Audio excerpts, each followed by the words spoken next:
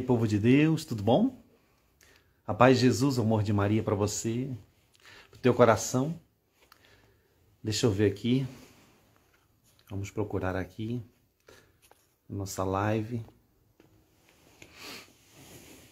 Deixa eu procurar aqui o Tomás. Cadê o povo de Deus? Deixa eu ver. Um beijo para vocês também. O pessoal está mandando um abraço. Olha que lindo. Boa noite para todos. Que alegria, né? Estar juntos para partilhar essa alegria, essa palavra de Deus. Deixa eu ver aqui.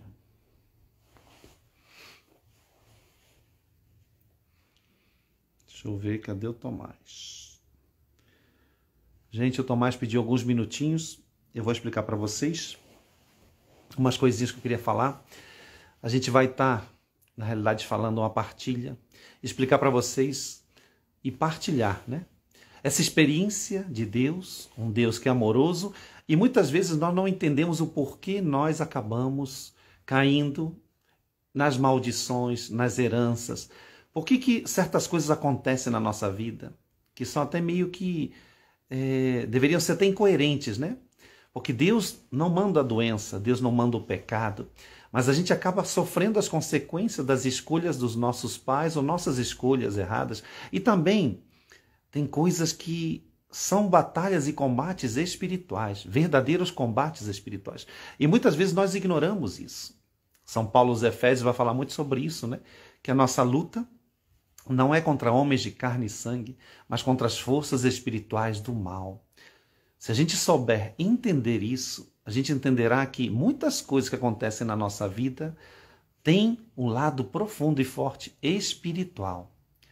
Precisamos aprender a combater esse bom combate, né? Nós estamos gravando, eu estou gravando agora esses 30 dias com São Bento. É muito importante vocês entenderem que nossas famílias precisam de oração.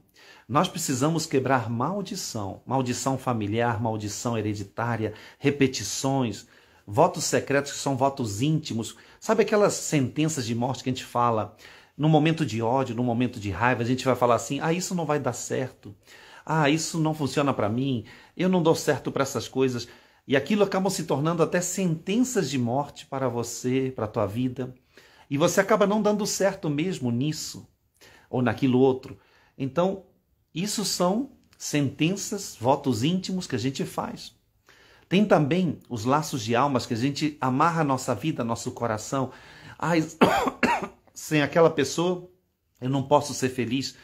A pessoa já está casada, com 30 filhos, já está noutros séculos e você ainda está prisioneira ou prisioneiro naquela pessoa. Tem pessoas que fazem laços de almas com coisas. E amarram-se. Uma vez eu fui rezar por uma pessoa que estava muito doente, gravemente doente, e ela era muito apegada às suas joias e não queria morrer sem sua. Falou assim, eu não quero morrer sem minhas joias, eu quero levar tudo comigo, minhas joias, minhas joias, minhas joias. E a pessoa, ela estava morrendo.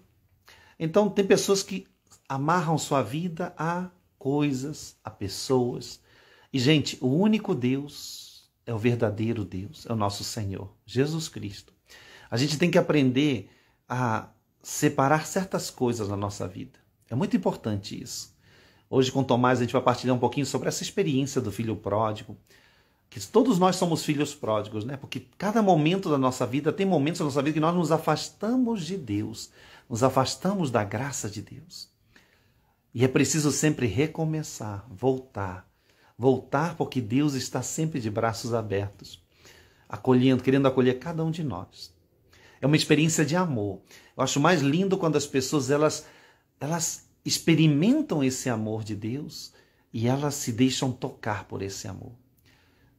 Na cura interior a gente vê muito isso. As pessoas elas têm muitos bloqueios ou por relações familiares, paternas ou maternas.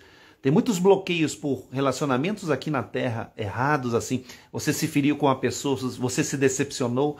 E isso vai criando também meio que um bloqueio interior, uma barreira interior para que Deus possa nos amar.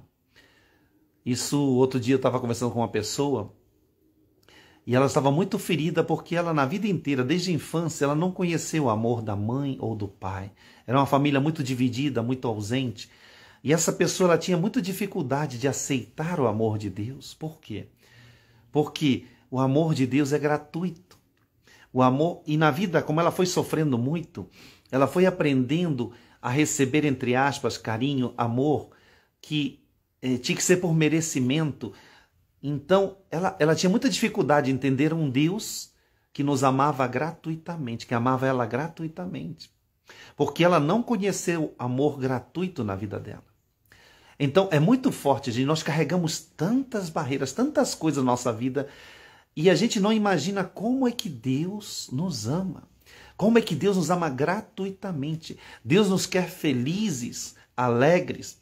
E muitas vezes nós tomamos a forma da tristeza, da doença, da nossa incapacidade, e Deus fala, não, vocês são meus filhos, minhas filhas amadas. Creiam nas minhas promessas. Gente, Deus, ele não precisa disso. Deus não precisa prometer nada para ninguém. Só que ele quis prometer. O Tomás já apareceu aí. Só que ele quis prometer para nós essa vida nova, nos dar essa vida nova, morrer por nós para que sejamos felizes. Isso é muito bom. Deixa eu tirar o som do meu celular. Ô, Tomás. Deixa eu tirar esse som do celular aqui, porque senão a gente não tem.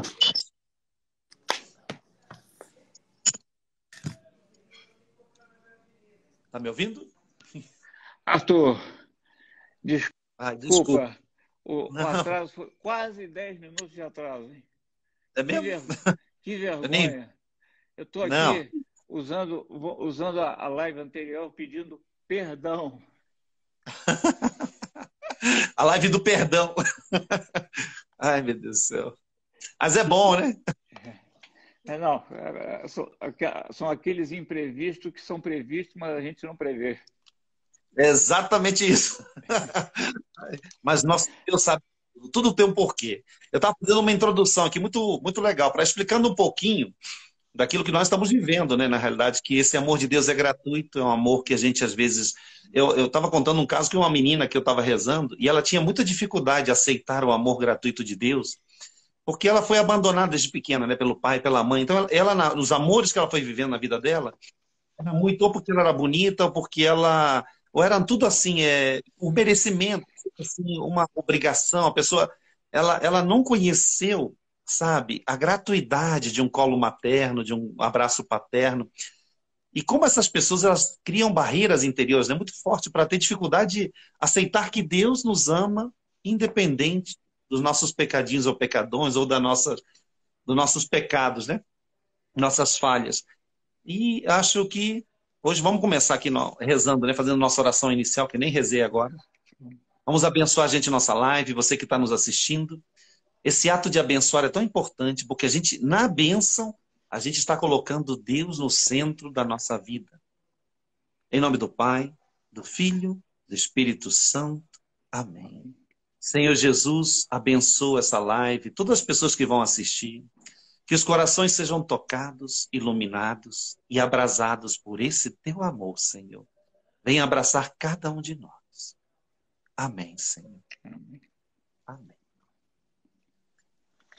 Como estão vocês aí? Como tá? Tá muito frio aí? Eu tô aqui em São Paulo, aqui tá um frio danado. Vou dizer, eu estou dormindo de janela fechada, ar-condicionado já tirei até da tomada, e mesmo assim estou tremendo de frio. Para nós aqui, acho que agora está 17 graus agora. Para nós, isso é muito frio. Agora, se você for lá perguntar para um esquimó se 17 graus é muito frio, ele vai dizer, eu estou morrendo de calor, meu Deus do céu. Então, é uma coisa que a gente já falou há um certo tempo atrás, que é a capacidade que nós temos de nos adaptar. A questão é o caminho que a gente tem que sofrer para se adaptar, para seguir a coisa reta, né? Então, essas questões aí são relativas e cada um de nós tem competência para isso. Vamos lá, manda bala. Vamos lá. Bom, iniciando, gente, para a gente falar um pouquinho sobre isso, me preocupou muito. Por que essa live surgiu desse tema? Me preocupa muito o nosso relacionamento com Deus. A gente tem falado muito, eu e Tomás, sobre orar, se encontrar com Deus, a gente viver uma vida mais profunda na espiritualidade. Uma das grandes barreiras que nós encontramos sempre, digamos, você que é pai, você que é mãe, você percebe que o teu filho está no caminho errado, ou que está triste ou deprimido, ou que está desempregado, digamos, ou não encontra o seu caminho, assim, a gente começa a perceber que o quê? A gente sente que existe uma barreira para a nossa oração. Parece que nós rezamos e a nossa oração não é ouvida. Parece que ela não alcança o céu. Parece que ela não chega a tocar em Deus. E nós sentimos assim como se fosse um limbo. Muita gente me fala assim, Arthur, eu não consigo alcançar essa oração mística, eu não consigo encontrar Deus, eu não consigo ter essa experiência que vocês falam desse amor. Aí sempre quando eu vou perguntar, e quando a pessoa me fala isso, eu falo assim, mas primeira pergunta, como é que era teu relacionamento com teu pai? Primeira história. É uma história que nós pegamos, quem nós somos. Assim, você sabe, teu pai era de abraçar, não era de abraçar, tua mãe abraçava, não, tua mãe era presente, era ausente. O que que você viveu na tua infância? Ou até pré-infância, né? Muitas crianças que nascem após o aborto, digamos, tua mãe abortou antes de você, uma criança ou perdeu, existe um vazio e um medo que passa como se fosse uma orfandade para a criança. Ela sente esse vazio. E isso é terrível. Por isso, às vezes a gente, não é que na oração não chegue a ter Deus. Na realidade, o nosso coração é que está com essa ausência. Nós sentimos uma ausência, um vazio. E esse vazio, a gente só pode ser preenchido por um amor sobrenatural, que é o amor de Deus, que é gratuito. Aí veio a inspiração do filho pródigo, né? Falando assim, a história do filho pródigo é tão bonita. Lucas 15, lá, se vocês já ouviram a história várias vezes, aquele homem que tinha 2 filhos e que tem 2 posturas diferentes, né?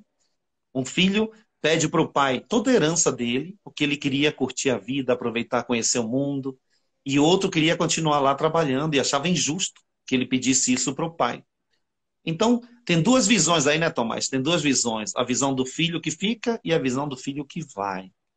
A E palavra essa história, nós, todos seres humanos, nós fazemos, executamos esses 2 papéis todos os dias. Mas vamos adiante, todos. vamos lá. Vamos lá. Não, mas é isso mesmo, você falou muito bem. Então, vamos lá.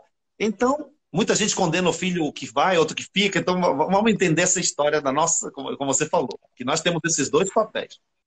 Aí, o filho vai lá e gasta toda a sua fortuna que o pai deu. A gente imagina, o pai divide, vende as coisas e dá para o filho. E vai para uma cidade bem longe, como diz a palavra de Deus. E esse filho gasta essa fortuna dissolutamente, com namoradas, com amizades falsas, com um monte de coisa. Mas veio uma grande crise nessa região, né, onde ele estava gastando esse dinheiro. E o que aconteceu? Ele foi procurar os amigos, ninguém ajudou ele, porque eram amigos falsos, de interesse. A namorada, as mulheres que estavam ficando, ninguém quis saber dele.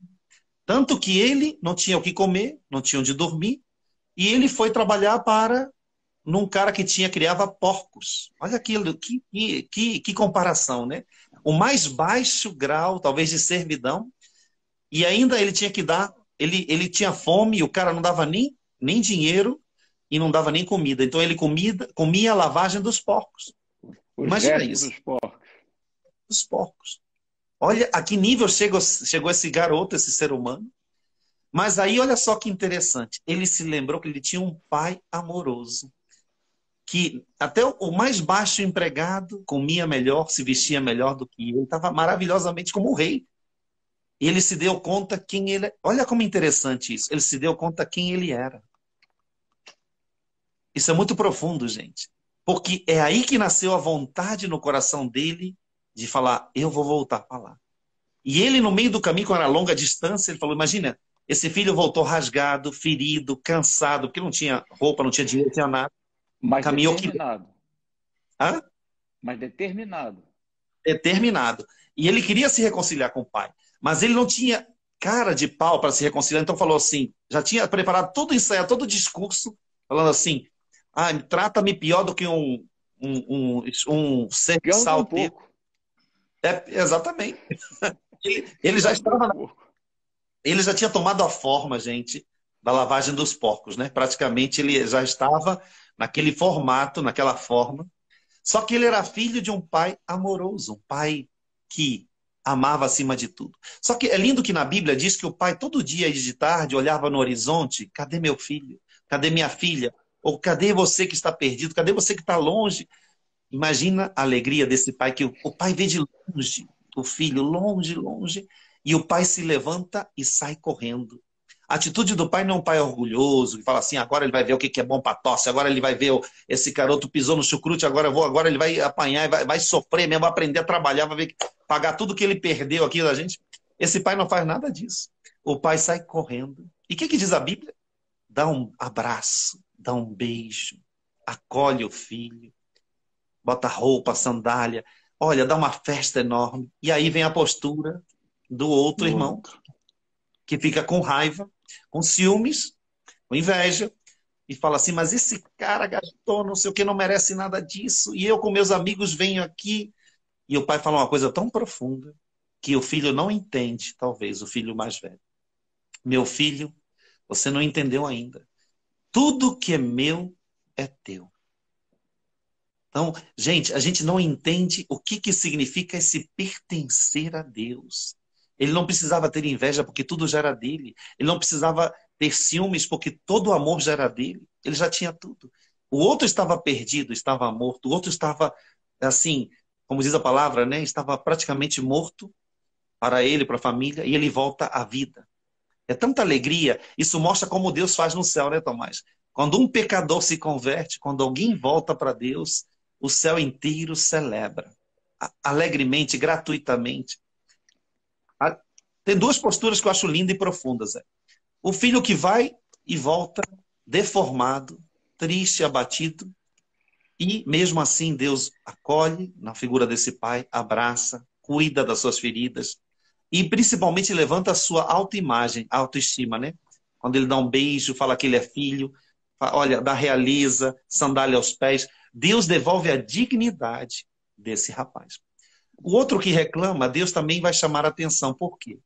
Porque nós temos, quem ama de verdade, é compassivo, tem misericórdia. E é para a gente refletir, porque muitas vezes, na tua família, na minha família, nós não temos essa postura de misericórdia, de união, de amor. Muitas vezes nós somos os juízes, os acusadores. Mesmo dentro da igreja, achamos que somos mais perfeitos que os outros, condenamos, fofocamos, falamos mal. Nós temos essa postura, né, Tomás? É tão sério isso daí, porque Deus sempre vai nos amar. É. Tanto ao filho mais velho como ao filho mais novo.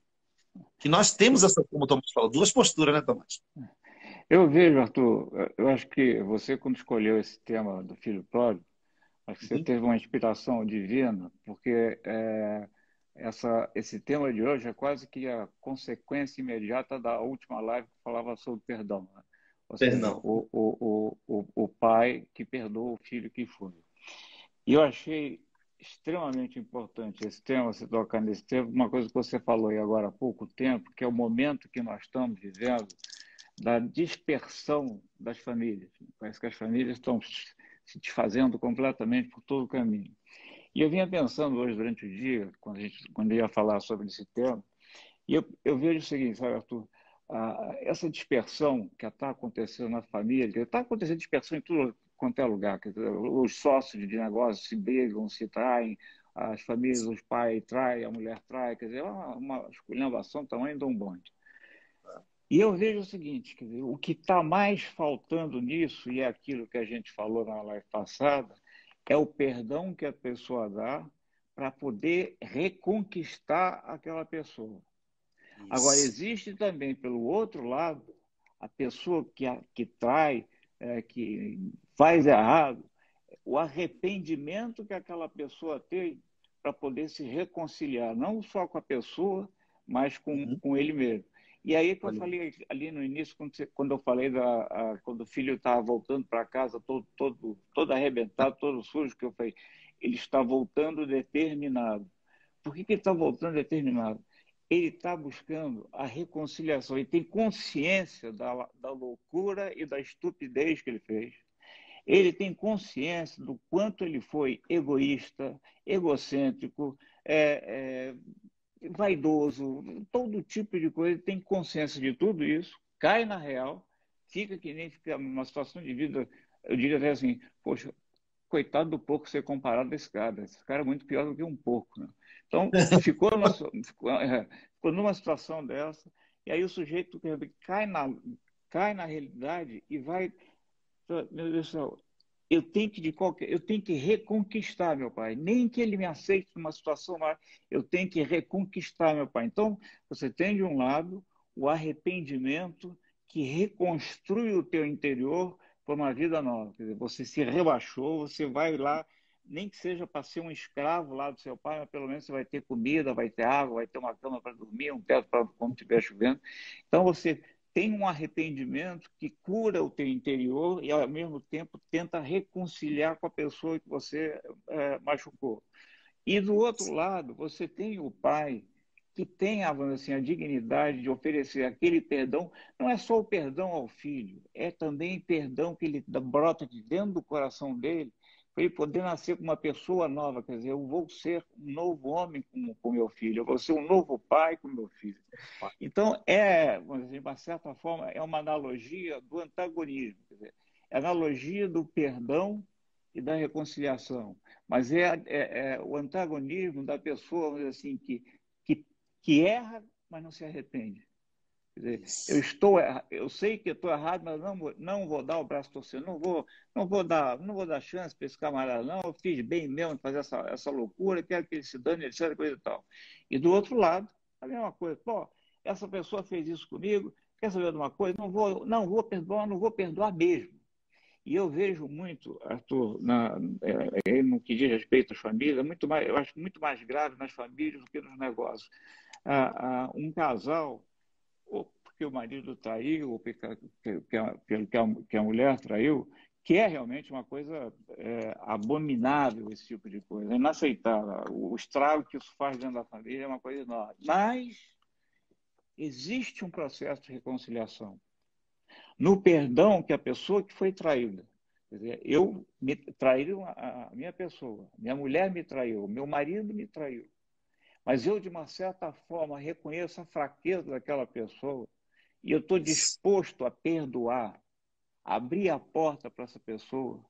A reconciliação é infinitamente melhor do que a situação anterior. Porque aquela pessoa que traiu, aquele marido, aquela esposa que traiu, quando ela vai com determinação pedir perdão, ela está ciente do buraco e do estrago que ela fez, mas ela está, acima de tudo, disposta a fazer o que for para querer reparar aquela situação. Então, são dos dois lados, quer dizer, tanto do marido quanto da mulher, são os dois lados renascendo com uma nova vida. E isso, Arthur, acho que a gente precisa pedir muito para as pessoas, principalmente os casais, pedir perdão.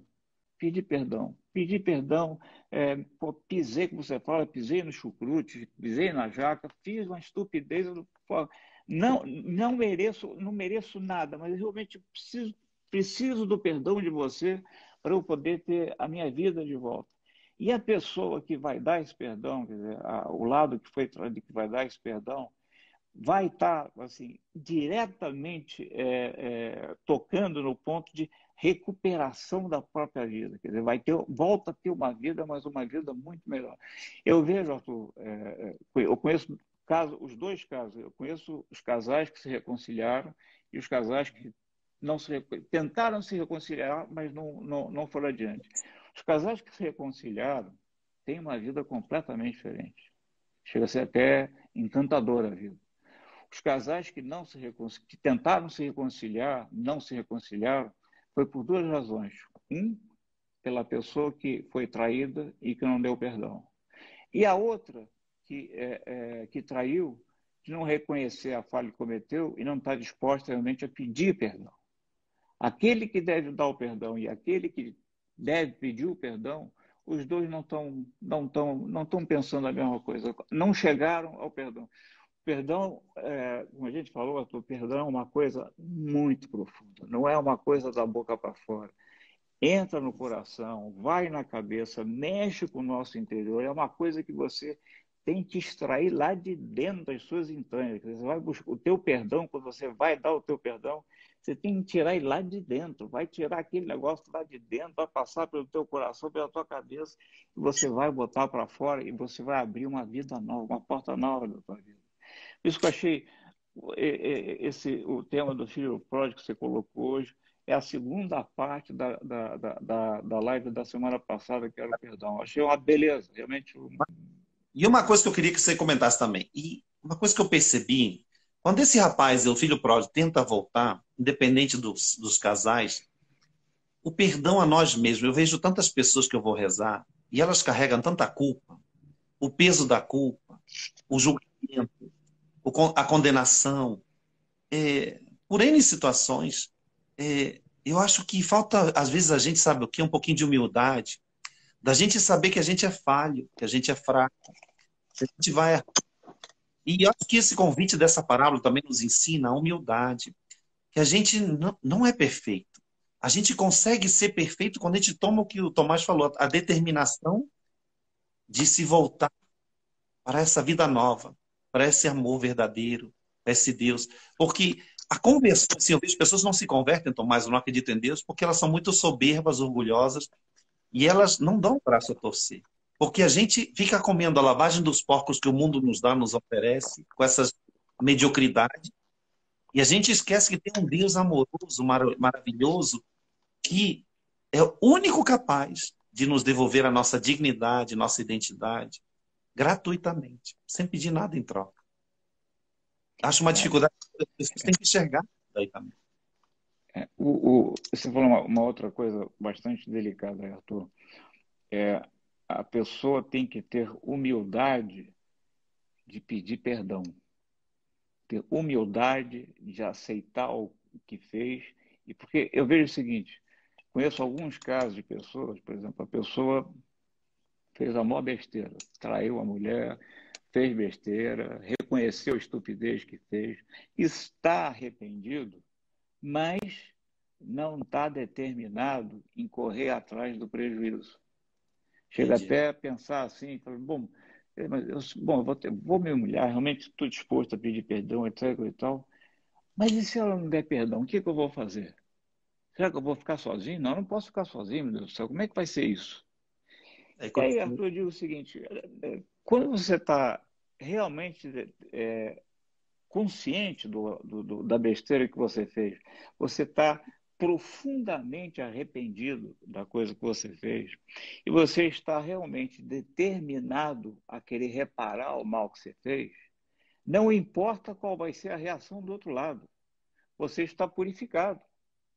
entendi. Reconheci a minha culpa, estou arrependido profundamente da minha culpa, tenho ideia do estrago que eu fiz com a minha culpa, mas eu quero a reconciliação. Eu vou fazer de tudo para ter essa reconciliação.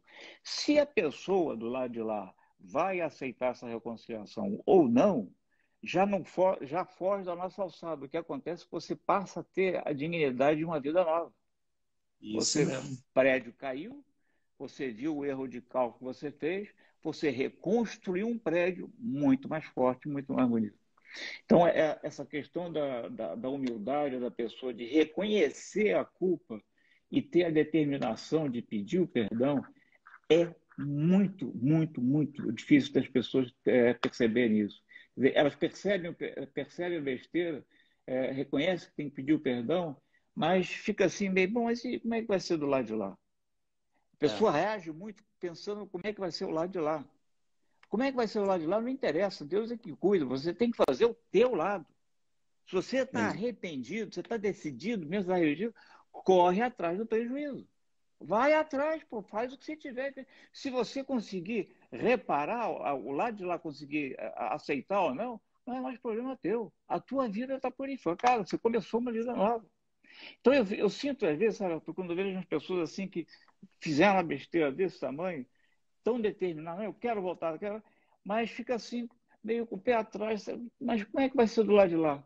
Se você, quando a pessoa começa a pensar como é que vai ser do lado de lá, a pessoa não está arrependida, não. Não está arrependido. Porque você, quando realmente está arrependido, se você está disposto, você se vê pior do que um porco, fedendo que nem um porco, vestido feito, nem vestido feito um porco, mas você vai lá atrás para realmente você pedir perdão e reconciliação. O que vai acontecer do lado de lá deixou de ser teu problema. Uma das coisas que eu vejo, que você está falando uma coisa, está complementando, é, isso na própria evolução nossa, digamos, eu vejo pessoas travadas, verdadeiramente travadas na sua vida. Como a falta desse perdão que ele está falando, desse olhar diferente, dessa determinação de você querer melhorar, que é através da humildade, como isso muda na nossa vida, na nossa saúde. Eu vejo pessoas travadas no seu corpo, doenças que te travam no teu corpo, doenças que se propagam no teu corpo, depressões profundas, tudo isso por causa dessa falta de humildade. A gente quer resolver com nossas forças, Tomás. As pessoas querem resolver seus problemas emocionais, os problemas de perdão, com o seu esforço apenas meramente humano. Esse pensamento que o Tomás está falando é racional, ele é humano. Deus te pede você ser um pouco louco numa coisa. Por isso a humildade é fundamental. Porque tudo depende de Deus. Se a gente pensasse assim, ok, vou fazer minha parte, mas eu tenho a plena convicção de que tudo vai depender desse Pai, desse abraço de Deus. Ou seja, a minha vida não é minha vida. Nem o perdão é meu perdão. O perdão vem de Deus também. A força para você perdoar, para amar, é um dom também, é uma graça de Deus. Ou seja, a humildade abre essa porta para eu até ter essa visão que o Tomás está falando. Como é que eu posso reconhecer que eu estou mais sujo que um porco? Ou mais lambuzado do que esse porco? Eu não consigo enxergar isso humanamente porque o meu ego não deixa. Eu vou enxergar que eu estou bom, que eu sou maravilhoso, que o outro que está errado. Por isso existe a divisão, os erros. Porque a gente acha sempre que nós estamos melhores do que os outros. Se a pessoa já reza um pouquinho mais, ô Tomás, a pessoa já sabe, eu sou melhor do que aquela fulaninha lá, que ela não reza, ela é espírita, ou ela é macumbeira, ou ela não sei o quê. As pessoas querem determinar ou pela religião, ou pela quantidade de oração de textos que elas fazem. Gente, ninguém é melhor do que ninguém. Todos somos pobres diante de Deus. Acho lindo essa parábola do filho pródigo mostra assim nossa pobreza, que todos nós somos pobres diante de Deus, gente. Porque o filho pródigo, a palavra que Jesus conta, é a nossa história. A nossa história é vista por duas visões. Desse filho que se usa com o mundo, como nós fazemos, com os pecados, pecadinhos e pecadões, e também a visão soberba, orgulhosa e de juízes implacáveis, que é o outro filho, que não aceita a volta do irmão, não quer saber se ele estava vivo, se estava morto. Ou seja, ali não há amor, ali há um julgamento e uma condenação. Então, eu vejo isso muito no nosso jeito de ser também. Eu vejo isso na política, na economia. Todo mundo quer ser... A internet, todo mundo é juiz de todo mundo, já viu? Todo mundo manda em todo mundo critica, e todo mundo está certo. As pessoas... Ainda mais aqueles que estão mais sujos do que porcos são aqueles que dizem que são juízes para condenar os outros. Né? Exatamente. Não, e estamos cheios de gente assim, né? Hoje em dia, todo mundo quer. Olha, eu já vi isso assim em tudo, até na igreja. Aí vem um padre, que exemplo, o padre é mais alegre. Ah, esse padre é muito alegre demais, não sei o quê. Se o padre é triste, ele é carrancudo, ele é depressivo. Então, a mesma coisa, qualquer um de nós, se você vê uma pessoa lá fazendo bem, tá fazendo bem, mas também deve ser por desencargo de consciência. Ninguém pode falar, gente, essa pessoa ela é boa, essa pessoa está melhor do que eu, está fazendo alguma coisa. E a gente não faz essa análise tão profunda, porque sabia que o processo de cura, eu tenho visto muito isso na cura interior, o verdadeiro processo de cura começa quando você falou ali, quando eu começo a me enxergar. E quando eu olho, gente, o outro está fazendo bem e eu não estou fazendo. Senhor, tem de misericórdia de mim. Se lembra aquela história do pecador lá que entrou no templo para rezar? E o fariseu que estava lá na frente, o fariseu falando, ai, Senhor, muito obrigado, porque eu não sou igual aquele fariseu lá atrás, que está pecadoraço. A oração do cara estava detonando o fariseu lá atrás. E o fariseu, coitado lá atrás, e o pecador lá atrás publicando, falando assim, ai, Senhor, perdão, porque eu sou muito pecador. Olha, essa é a postura que a gente normalmente no mundo está. Então, eu acho que o grande ensinamento que a gente pode tirar hoje para a nossa vida é que a nossa maneira de rezar também tem que mudar, gente. A gente está muito centrado, a maneira até de rezar, nas nossas intenções. Eu sei que é muito bom pedir o que nós precisamos, é necessário pedir tudo da nossa família, tudo de bom, mas precisamos também sair um pouco dessa oração, que ela é focada nos nossos pedidos, e começar a pedir a conversão do nosso coração. Nos nossos desejos, né? Nossos desejos, A gente começa a pedir também essa conversão verdadeira, esse toque de Deus, a intimidade com Deus, a presença. Gente, oração mística é uma oração do Espírito. Quando você se deixa conduzir pelo Espírito Santo, ele te conduz. Eu falo assim, eu duvido que o Tomás fique o dia inteiro pedindo coisas para ele. Eu já sei até como a oração do Tomás é. ele se deixa conduzir pelo Espírito Santo e ele não deve pedir nada na vida dele. Ele deve lá só louvar a Deus Não, ou... eu peço uma coisa, paz de espírito. Então, Mas paz de espírito do Espírito Santo, né? mas você vê, às vezes ele não está lá pedindo algo novo, uma coisa nova. Gente, porque a pessoa, quando você vai amadurecendo a tua estrutura de fé, digamos, a tua visão de fé, é o seguinte: mais você vai amadurecendo a tua oração, você só vai pedindo a Deus a presença dele na tua vida, porque o resto, ele te dá tudo. O resto acontece e vem por acréscimo. É lindo isso aí, né, Tomás? Deus, Você cria uma fortaleza em você que nenhuma academia vai dar. Você exatamente. tem uma fortaleza divina, uma fortaleza mística, que tem o poder de derrubar e de transformar tudo. Tudo. Essa é a realidade. Eu vivi isso dentro de mim. Eu vivi o meio-dia e a meia-noite. Eu vi a transformação que isso faz na vida das pessoas, o poder que você tem de transformar a própria vida. Não importa a situação. Gente, é uma coisa, é um poder assim inimaginável. E aí, esse poder, gente, é para todos nós. Deus está aberto, Deus está querendo derramar todo dia a sua graça para nós. Deus nos deu o poder, a autoridade sobre todo o mal. A gente não usa. A primeira coisa, se vocês querem, vamos fechar essa live assim, só com um esqueleto de oração. Eu tenho que combater o bom combate. São Paulo manda a gente expulsar os demônios. A gente não faz isso na prática. Tem muita gente que não faz isso no dia a dia. Segunda coisa, louvar a Deus, colocar Deus no centro da minha oração. Como eu coloco Deus no centro da minha oração? Eu louvo a Deus pelas coisas boas e ruins que vão me acontecer naquele dia, se é de manhã, e de noite eu agradeço a Deus pelas coisas boas e ruins que me aconteceram. Porque eu entendo que tudo concorre para o bem, para o meu bem, porque Deus sabe o que é melhor para mim. Minha vida está na mão de Deus. Minha vida não está nas minhas mãos. E aí a terceira coisa que é o quê? Você tem que pedir essa presença mística do Espírito Santo. Você tem que começar a pedir para abrir teus ouvidos espirituais, para você começar a ouvir, se deixar conduzir, porque nós somos cegos, gente, nós não sabemos conduzir nossa vida. Você pode estar com teus negócios indo em vento em popa e amanhã você está falido. Você pode estar com tua saúde 100% hoje e amanhã está doente. Você pode estar com suas estruturas humanas perfeitas agora e amanhã todas as suas estruturas humanas caírem por terra. O Tomás não vai me deixar mentir. Gente, pelo amor de Deus, quando isso acontece na nossa vida, se nós não temos essa intimidade com Deus, aí é o pior desastre do mundo. Você sabe qual é o caminho? É a morte. Então, é uma...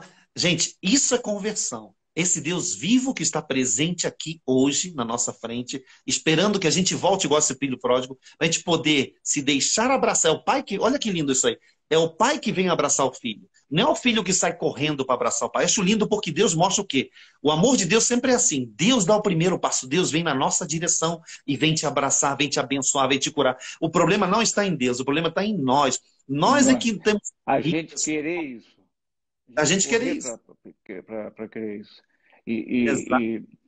É uma coisa, né, porque essa disposição de correr atrás, de buscar assim, esse dom, quer dizer, essa vida nova que você vai ter, você pode simplificar numa única palavra, que eu digo que é a esperança. Eu costumo dizer para as pessoas assim, não tem mais esperança disso, daquilo. Eu falei, bom, se você não tem esperança que o teu time de futebol vai ganhar o Mundial, isso é uma coisa. Agora, quando você fala que você não tem mais esperança na sua vida, você está morto. Quando eu decidi que eu ia me matar, porque eu não tinha mais esperança, que nada mais ia mudar, é que eu percebi que eu estava morto vivo. E só depois, aí já é aquela história que a gente já falou várias vezes, só depois que eu vi o outro lado da Lua, quer dizer, o lado claro da Lua, que eu vi que realmente eu tinha toda uma vida, bastava eu abrir os braços para as coisas de Deus, a coisa mudou completamente. Então, a esperança, quando a gente tem que tomar muito, não tem mais esperança disso, não tem mais esperança daquilo, não fala isso, não fala isso. Você tem esperança sim, o que você não tem certeza de como será. Mas a Exatamente. esperança tem que ter, porque vai acontecer alguma coisa que vai mudar, vai transformar, e você vai continuar. Então, não tem negócio Exato. de não tem negócio de ter esperança. Então, tem esperança sim, eu posso não saber o que que é, mas alguma coisa acontece. Eu vivi isso, você sabe disso, quer dizer, eu não sabia, quer dizer, perdi meu corpo inteiro, não sabia como é que ia ser. Mas esperei as coisas acontecerem, e aconteceram, e hoje, aquilo que eu já falei várias vezes, eu sou feliz porque fiquei paralítico. Olha que lindo. Isso é um encontro tão lindo, né, Tomás, com Deus, porque Não dá Deus para, é que pastor, não dá para explicar. não Isso dá é para uma coisa explicar. que não dá para explicar, porque é um negócio totalmente. Por ser sobrenatural, a gente não tem uma palavra natural para explicar o que é sobrenatural. Natural. Gostei disso, é verdade. Não temos palavra para explicar. Até esse amor não dá para explicar. Uma das coisas que eu acho linda e poderosa, o Tomás está falando, é que, gente, está acessível a todos nós. O jovem, a criança, o adolescente ou o adulto, nós temos muitos. O Tomás falou outro dia: o mundo é difícil, cheio de provações, cheio de dificuldades, mas temos um Deus acessível, um Deus que se deixa acessar. Isaías 55 diz: buscai Deus enquanto ele se deixa encontrar, porque ele se deixa encontrar. Então, a gente tem que aprender esse querer que o Tomás está falando, o querer que eu preciso me abrir. Gente, às vezes a carne, nossa carne, não vai querer rezar. Nossa carne quer o sofá, quer ver televisão, quer descansar. Você tem que começar igual a malhação, você tem que se disciplinar a ter momentos sérios, profundos de oração. Gente, e não são horas, não. Pode ser 10 minutos, 15 minutos, mas que você tenha encontros verdadeiros com Deus. Deixa teu coração Disciplina. Né? Disciplina. disciplina. Para você chegar nesse encontro, você precisa ter disciplina. Você precisa parar e sentir também, sentir como está teu coração naquele dia, a tua alma, a tua história, olhar como são tuas heranças familiares, porque tudo isso é material que Deus vai usar para te curar. Você precisa enxergar, peraí, eu herdei isso, eu tenho essa tendência, eu estou em depressão por isso, eu tenho sentimento de amargura hoje, acordei mal, eu tenho vontade de morrer hoje, por quê? E aí você vai questionando isso em oração e Deus vai te mostrando as raízes dessas feridas emocionais, espirituais. Gente, é um encontro verdadeiro com Deus, mas é com material na mão. Você tem que, por isso eu peço para as pessoas até escreverem, vocês têm que escrever. Escrever o que está acontecendo na tua vida, como você vê teus filhos. Porque, gente, nós temos a obrigação da oração, sabia? Não é nem, é que parece meio chato falar sobre a obrigação da oração, mas é uma realidade. Porque quem Realidade. não é amigo de Deus, né, Tomás? Como é que eu posso ser um amigo? Porque oração é que faz eu sentar na presença de Deus, estar na presença de Deus. Se eu não rezo, como é que eu vou estar na presença de Deus? Então, e que amigo é esse que eu não quero estar junto? Que eu não tenho prazer de estar junto? Se eu não estou rezando, você pode falar para mim o que você quiser, ou fingir o que você quiser para mim e para o Tomás. Mas é uma grande mentira. A gente não fala isso a verdade. As pessoas ficam passando pano ou a mão na cabeça, não dá. Sem oração, não dá. Se você reza, você é amigo de Deus. Se você não reza, desculpa te falar, você está a tua própria sorte. Porque o caminho do filho pródigo, estava a sua sorte lá. Estava lascado, ferrado.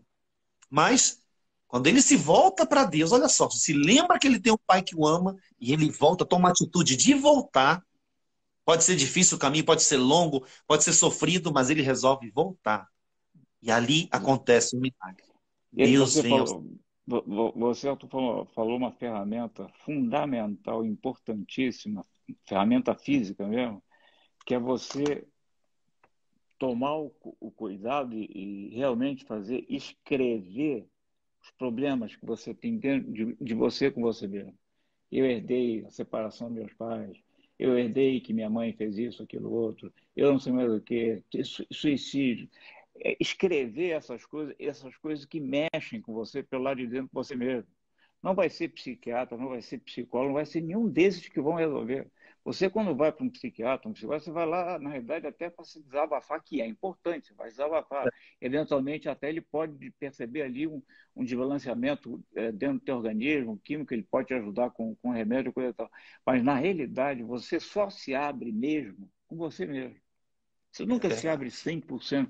Então, essa questão de você escrever, fazer uma lista, ou que você fala, fazer o quadrante ali da tua vida, anotar, é uma coisa que você vai olhar todo dia, o que eu estou fazendo para melhorar isso daqui. Faz, um, Exatamente. uma lição de casa, você faz aí, bom, vou começar pelos mais fáceis. Então, você vai batalhar para resolver aquele problema com você. Aquilo que eu falo, o filho pródigo, quando ele se arrependeu, ele quis estar determinado a pedir perdão, ele fez uma autoanálise. Ele foi atrás Totalmente. daquela, fez uma autoanálise, bom, é isto, aquilo, então eu vou ter que fazer isto, isto, isso e aquilo.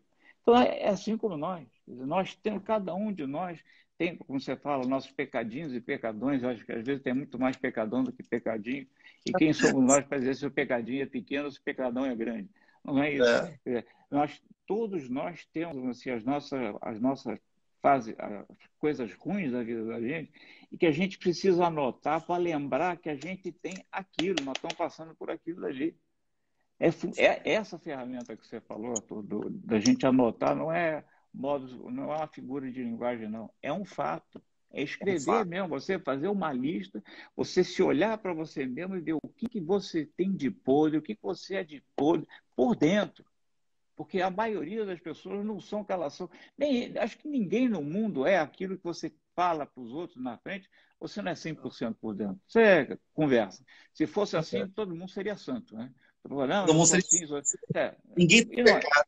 Exato. Então, tem que escrever, realmente, você tem que pegar um determinado problema, começa pelos mais fáceis e começa a batalhar para curar aquilo dentro de você, para libertar você daquela situação.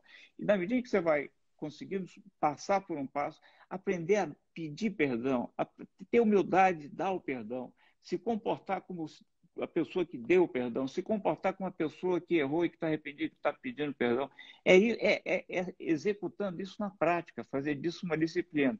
E na medida que você vai conseguindo passar por essa etapa, cada vez que você passa por uma etapa, você fica mais forte do que você já estava anterior. Não é nem perda de tempo. Ao contrário, que você fazendo esse tipo de atitude, esse tipo de atitude, consertando esse tijolo que está fora do prumo, vamos dizer assim, você acaba ficando com muito mais forte para poder ir adiante. Isso é um método prático que existe de fato, melhor do que psiquiatra, melhor do que psicólogo. Não estou descartando a importância profissional do psiquiatra e do psicólogo, mas não existe ferramenta melhor do que essa autoimagem, autorrevelação, o autoestudo de quem você realmente é para você poder se autoconsertar.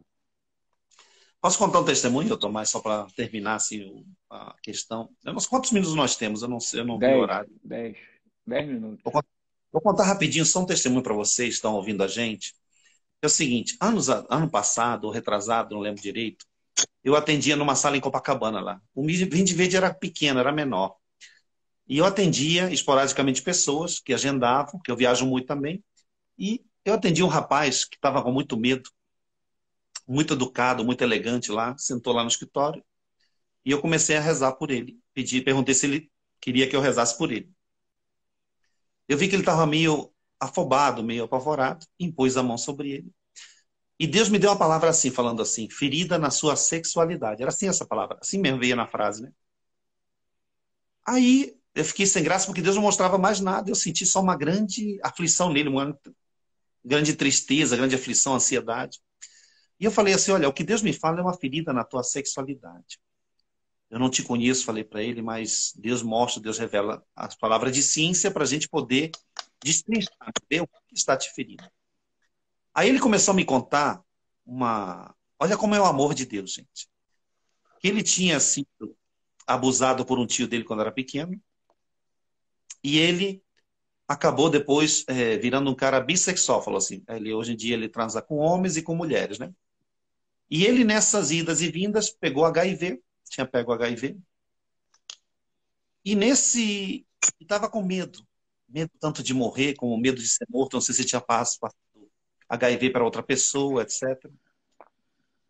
E o lindo dessa história, o bonito, foi que o que me vinha no coração era um amor tão grande. E eu lembro que Deus me colocou uma palavra para falar para ele, igual do filho pródigo, lembrei. E Deus falava assim, que ele era muito amado. Eu olhei assim para ele e falei, só tenho quero falar uma coisa que Deus está colocando no meu coração. Que Deus está dizendo aqui que ele te ama muito. Aí eu fui lá e dei um abraço nele, ele chorava, olha, chorava, chorava, chorou. E eu falei, recebe o abraço do pai do filho pródigo. Você é um filho amado. Não é a tua sexualidade que te define, não é o teu pecadinho, pecadão que te define, mas é o amor de Deus. Muitas vezes nós carregamos culpas, fardos, tudo que estamos falando aqui hoje. Nós nos impomos situações e julgamentos que Deus não tem para nós. Então, Essa volta ao filho pródigo é independente do teu pecado. O Tomás está falando de escrever, escrever, escrever. Por quê? Porque você vai enxergar que, por pior que seja teu pecado, Deus te ama, Deus me ama. E Deus não faz acepção de pessoas. Deus quer te abraçar, Deus quer te curar. Gente, a maior pregação que a gente pode fazer hoje é que vocês são amados. E esse rapaz chorava. Quando eu falei que ele era amado, gente, ele não conheceu o amor de um pai, ele tinha dificuldade de relacionamento paterno, não aceitavam ele.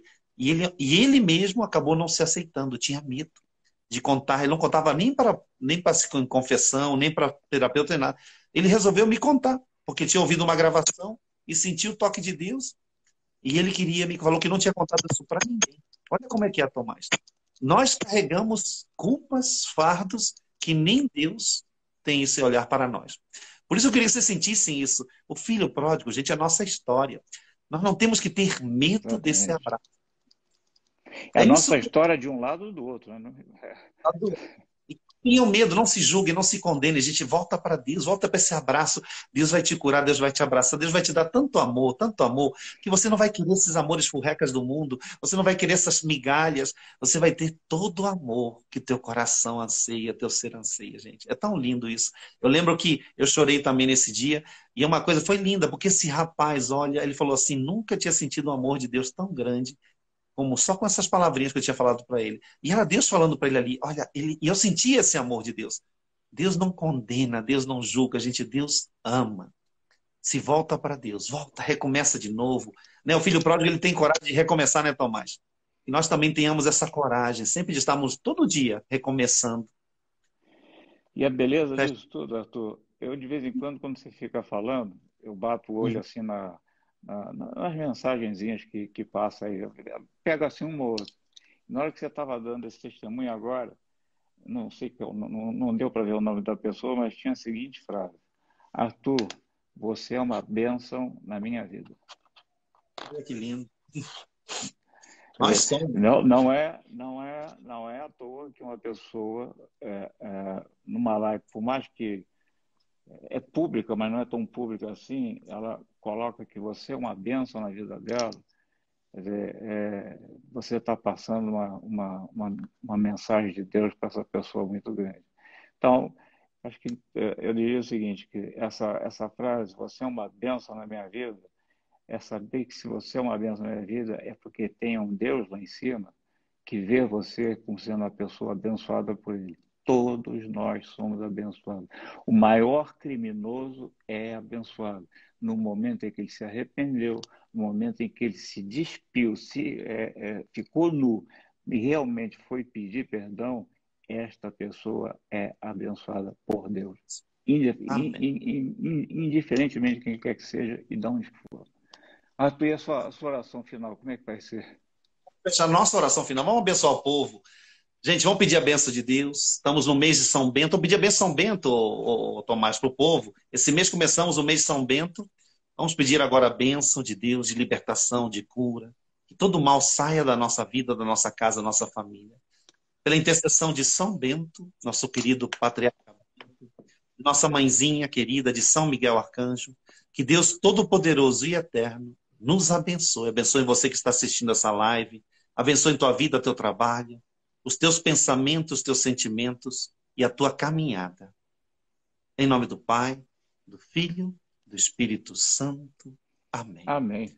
Amém. Gente, amém. Quando é teu aniversário, Tomás? Que a Clarinha quer estar presente no teu aniversário, para a gente fazer a live com ela. É 30 de julho. Tá, então vamos fazer uma live antes do teu aniversário, a gente vai fazer com ela. Ela era para estar aqui hoje, né? Mas fugiu do jogo. Quer dizer, a gente está ganhando por WO. Mas Vai voltar. você pode até fazer ela, se não me engano, acho que dia 30 de julho cai numa sexta-feira. Aí você convoca ela na quinta-feira, faz a live, e ela que vai falar. Não, a gente vai fazer com ela que ela não vai fugir, não. Dia 29 de julho está marcado ainda. Ó, Clarinha, você está convocada. Dia 29 de julho. Registrado em cartório, né? Registrado em cartório. Se não aparecer, nunca mais eu rezo por você, hein? Então, pelo amor de Deus, vai aparecer sim. Tá bom. Beijo para vocês. Semana que vem eu tô aí, tô no Rio, tá? A gente se vê aí. Maravilha. Boa noite para todo mundo. Valeu para todos. Obrigado, hein? Obrigado a vocês. Tchau.